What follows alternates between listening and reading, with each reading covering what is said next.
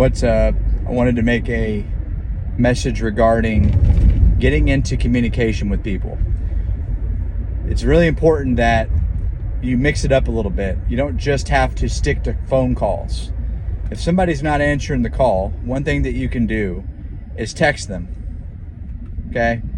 You want to make sure you stay compliant, ethical, honest with what you're doing. If someone opts in with their iPhone, puts their email address down, they give you their cell phone, they tell you that they can contact you, or you can contact them. You have an ability to email them, text them, call them. If it's going straight to voicemail on your dialer, why don't you go ahead and call them from your cell phone? You have two different phones you can use. As long as they both ring back to you and they both have voicemails, you're good. You need to be able to contact people through various means and methods.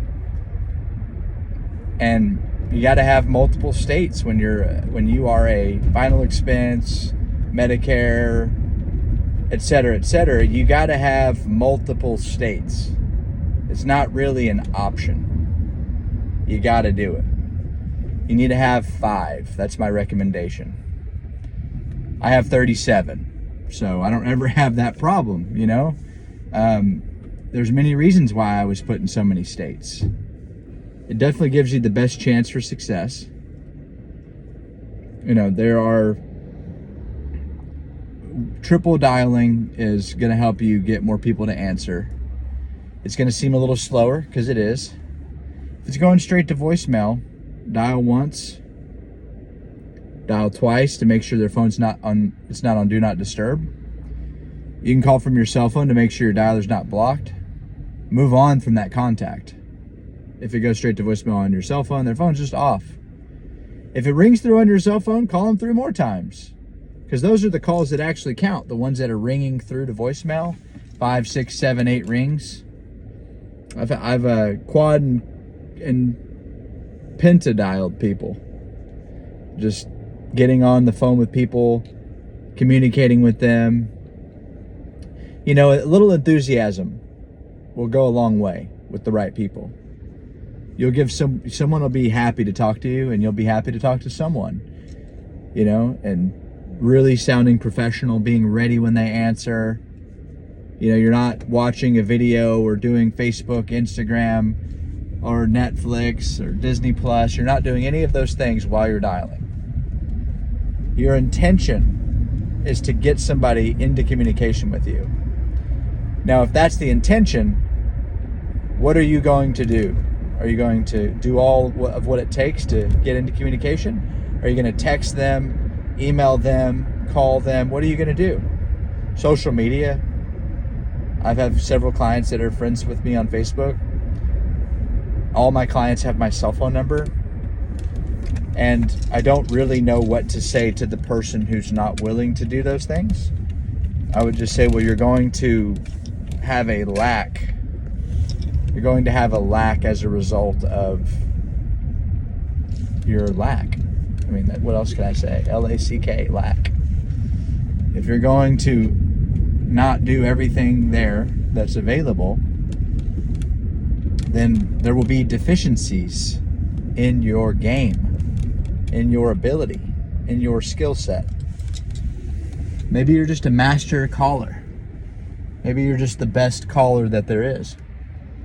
Maybe that's what you're good at. That's what you do. That's who you are. That's how you do it. That's what you are. That's who you are. That's how you do it. You know, but you can text, you can email, you can phone call, you can social media.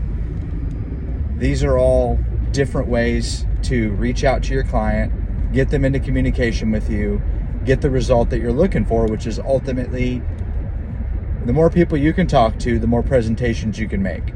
The more presentations you make, you will win.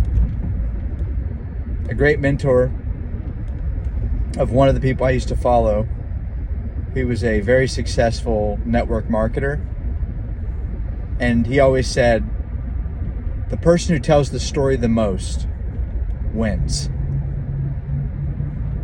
Our story is telling them and educating them and adding value for our customers about final expenses, whole life, burial, their health coverage, whatever you do as an insurance agent. Everybody's a little different.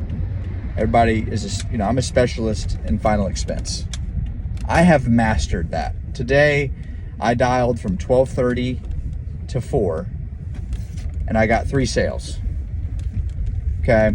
I got people that call me every single day on my cell phone, 2 of which did business with me, calling me to do business with me. Today, could I have gotten 3 sales had I not put in the prior week's effort? No, I would not. Today, I don't think I would have made 3 sales. Maybe 2. Definitely 1, because one of them was legit the first time I spoke to her. But I actually had to call her back. So that was a follow-up call. 2 people followed up with me who I've helped before, who I've talked to before. And that's so important, man, because sometimes what you do today, there are people I spoke to today who didn't buy. And 3 weeks from now, when I'm having a tough day, maybe one of those people I spoke to 3 weeks ago, I come into the conversation more equipped. They're like, oh, you're still in business. Scammers, when scams don't work, they don't keep calling back the same person, I don't think. I don't really know exactly what works for them or what the best of them do, but I just remember being called by these people, I knew they weren't doing the right stuff overseas or whatever, and I just knew that it was a fraudulent act. I knew that they were trying to commit fraud against me. And I know that because there were so many red flags. And looking back at it, the one thing I would say is they never kept, once I really called them out, they didn't keep trying to reach back out to me, Maybe they were afraid I could do something to them, but when you're overseas, what can you do? What can I do? I think you're looking for the low-hanging fruit. You're always looking for the low-hanging fruit. That's important. You want to catch somebody right now who's I'll give you one example. I had a customer who his wife just passed away. They both had policies with me, and I helped them do the claim. And he called me today. He's like, man, I don't think I have enough, because he had a little bit less than his wife. He's doing okay. He's a very active guy. He's doing okay. He's 71 years old. Sounds great. Sounds sharp. He's like, I don't think I have enough. That event in his life after 1 year of having a policy has made him realize, man, I got to do more.